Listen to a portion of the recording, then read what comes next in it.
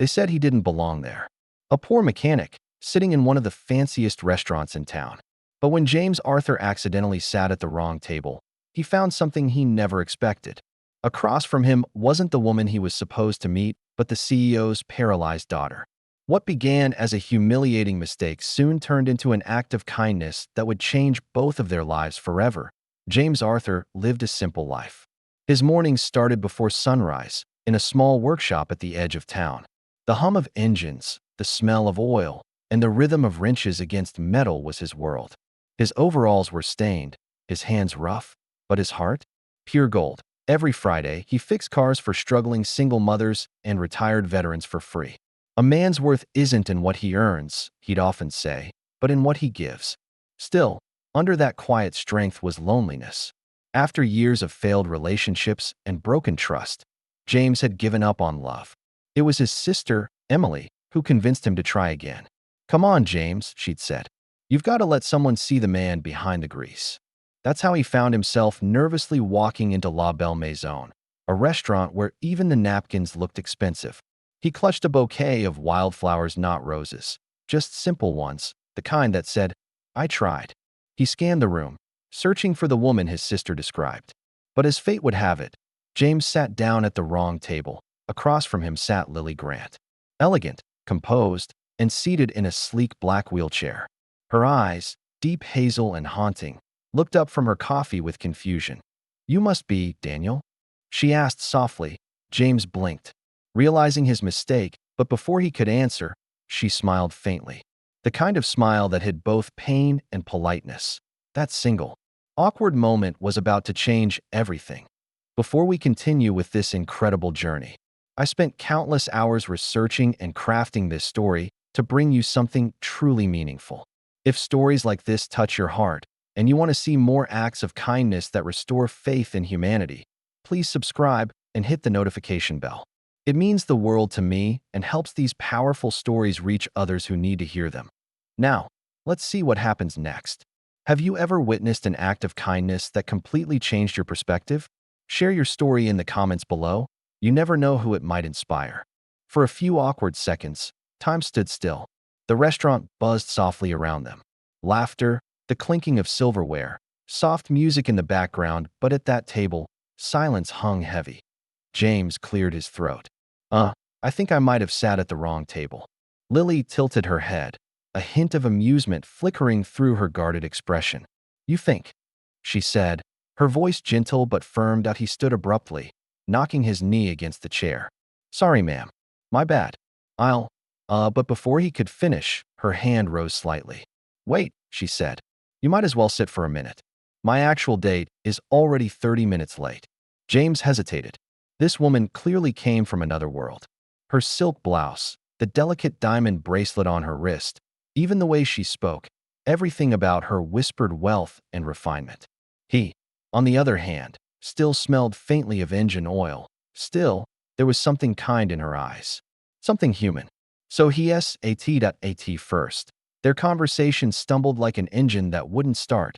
James made a few nervous jokes, one about being allergic to fancy menus, and to his surprise, Lily laughed. A real, genuine laugh. That sound cracked something open. Slowly, their walls began to lower. Lily told him about her accident.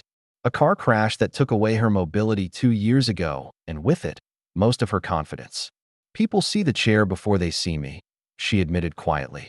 "It's exhausting." James nodded, his gaze steady and warm. "People see the grease before they see me, too," he said with a crooked smile. "Guess we're both driving the same road, huh?" She chuckled. "You're not bad at this, you know." "At what?" "Making a stranger feel human again." When her water glass tipped slightly and spilled, James didn't hesitate. He didn't make a fuss or an awkward face. He simply grabbed a napkin, cleaned up, and gently refilled her glass.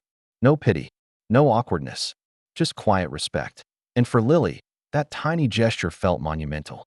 It wasn't the act itself, it was the way he treated her as if the wheelchair didn't define her. When their unexpected dinner ended, Lily surprised him by saying, "You know, this might have been the best wrong table I've ever sat at." James smiled.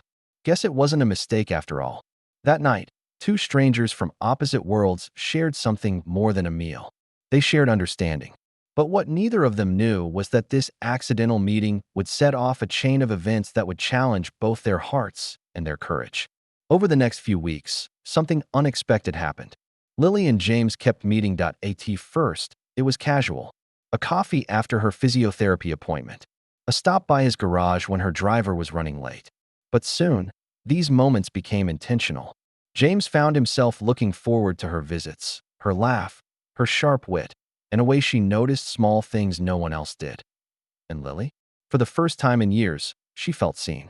Not as a CEO's daughter, not as a woman in a wheelchair, just as herself. One afternoon, James showed her his world. He wheeled her gently into his workshop, the air thick with the smell of oil and metal. "Welcome to my kingdom," he joked. Lily looked around, eyes wide. "It's chaotic." "Organized chaos," he corrected with a grin. "Every nut and bolt has its purpose, just like people." He noticed her struggling to pick up a wrench, her hand trembling slightly. Without hesitation, he placed his hand over hers, steadying it. "See? Balance. Sometimes you just need a little help." That simple touch, steady, warm, unforced, brought tears to her eyes. "You really don't see the chair, do you?" she whispered. James shook his head. "I only see the person in it." Their friendship deepened, but not everyone approved. When Lily's father, Charles Grant, a stern man with silver hair and a voice that commanded boardrooms, found out she was spending time with a mechanic, he was furious. "Lily," he said sharply, "you have no idea who people like that are after. Do you think he's interested in you, or in what you have?" Her eyes flashed. "He's the only person who treats me like I'm not broken, Dad." But his words lingered like a shadow in her mind. That week, Lily didn't call. She ignored James' texts. He waited outside the hospital after her therapy, but she didn't show up. For the first time in a long time, he felt small again, like he didn't belong in her world. One night, after closing up his shop, James sat in his truck, staring at his hands. The same hands that fixed engines but couldn't fix the ache in his chest. "She probably realized I'm just not enough," he muttered. Days later, he got a message from her. "I'm sorry for disappearing. I just needed to think. Can we meet?" When? They met at the cafe where it all began. Her eyes were puffy, but her voice steady. "My dad said I should end this friendship," she admitted. "He thinks you'll only slow me down." James swallowed hard. "And what do you think?" "I think," she said softly, "you're the first person who made me believe I could move forward again, even if I can't walk." Tears welled up in both their eyes, and at that moment, despite all odds, they decided to keep seeing each other. But what lay ahead would test that promise more than either could imagine. Sometimes the biggest obstacles don't come from the world around us. They come from the people we love. Would you stand by someone if your family didn't approve? Let us know in the comments. Your opinion might help someone struggling with that same choice. The weeks that followed weren't easy. Lily's father had cut off all communication for a while, hoping she'd come to her senses. But instead of retreating, Lily grew stronger. She started pushing herself both physically and emotionally. James became her silent cheerleader, showing up at every therapy session, holding her hand through setbacks, and celebrating every inch of progress. One morning, after months of quiet perseverance, she managed to stand for 3 full seconds, balancing on parallel bars. Her voice trembled with disbelief as she gasped, "James the first did it." He grinned, eyes glistening. "No, Lily, you did it. You're unstoppable." The therapist clapped softly in the corner. Lily looked at James, realizing something deep and undeniable. He had become her anchor, the one person who believed in her before she believed in herself. Meanwhile, James was fighting his own battle. His small repair shop was struggling. He had turned down several lucrative but dishonest jobs, choosing integrity over profit. Word spread about his honesty, but honesty didn't pay the bills. One afternoon, as he locked up early, a black car pulled up. A man in a tailored suit stepped out. It was Charles Grant.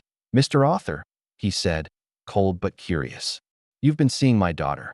James nodded cautiously. "I care about her deeply."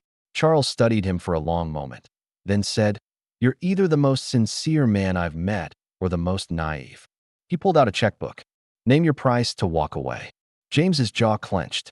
"Sir, I don't want your money. I just want her to keep smiling." He turned and walked away, leaving the checkbook untouched on the hood of the car. Days later, Lily found out what her father had done. Furious, she confronted him in his office. "Do you think everyone sees me as a pity project?" she demanded. Her father hesitated, guilt flickering across his face. "I just want to protect you," he murmured. "No," she said firmly.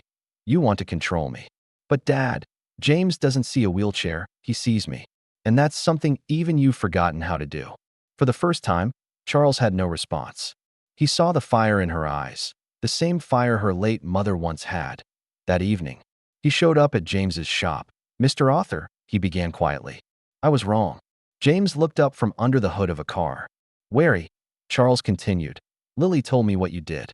She said you've given her something no doctor, no therapy, no amount of money could. Hope." He extended his hand. "Thank you for that." James hesitated, then shook it, oil-stained fingers meeting manicured ones. Two worlds finally finding common ground. Months later, Lily walked. Not perfectly, but proudly across the courtyard of her therapy center, using light braces. James was waiting with open arms. The therapist smiled. "Looks like that wrong table turned out to be the right place after all." James laughed, brushing a tear from his cheek. "Best mistake I ever made." They hugged as the sun dipped low behind them. A mechanic and a CEO's daughter, proving that sometimes fate doesn't need directions, just courage. A year later, the restaurant that once hosted their accidental meeting now buzzed with quiet celebration. The same corner table, the wrong one, had been reserved again, this time with purpose. Lily rolled in, her movements stronger, smoother, and more confident. A delicate silver bracelet peeked beneath her long dress. James, now a little cleaner but still wearing that signature grease-stained charm, stood waiting beside a small bouquet of wildflowers. Her favorite, he smiled as she reached the table. "You're right on time this time." Lily laughed, her voice clear and warm. "That's because I wasn't letting you sit alone again." Their fingers intertwined, the memory of their first meeting still fresh, the awkward start, the laughter, the kindness that had built something far beyond either of their expectations. Across the restaurant, Charles Grant, the powerful CEO, once so skeptical, raised a glass. He had come to respect James deeply. Together, they had launched Grant and Author Automotive Foundation, a charity offering free car repair training for veterans and people with disabilities. Lily had become the foundation's public face, sharing her journey, giving speeches about resilience, and mentoring others who felt defined by their limitations. Each time she spoke, she started with a simple line: "A wrong table taught me." The right kind of love, the kind that fixes hearts before engines. As they stood together under the soft golden lights that evening, James whispered, "Funny how everything changed because I couldn't read a table number." Lily smiled up at him, eyes glistening. "Maybe you were exactly where you were meant to be." They clinked glasses as music swelled in the background, the kind of music that feels like a promise. And somewhere in that restaurant, a couple laughed, a family reunited. A waiter held the door open for an elderly woman. Small, unnoticed acts of kindness rippling outward. Because that's how change begins, not with grand gestures, but with hearts choosing compassion in unexpected places. James runs a thriving mechanic shop that employs people who've faced hard times, former inmates, disabled workers, and young apprentices who just need a chance. Lily, walking more confidently each day, continues her advocacy work, traveling and inspiring others to embrace imperfection as beauty. And Charles Grant, he often visits James's shop, not to oversee, but to lend a hand. A billionaire, holding a wrench. A father, finally proud. This story reminds us that destiny doesn't always send an invitation, that sometimes it just seats you at the wrong table. But when kindness meets courage, even life's accidents can become miracles. That if this story touched your heart, please like this video. It helps more people discover these powerful reminders of love and humanity.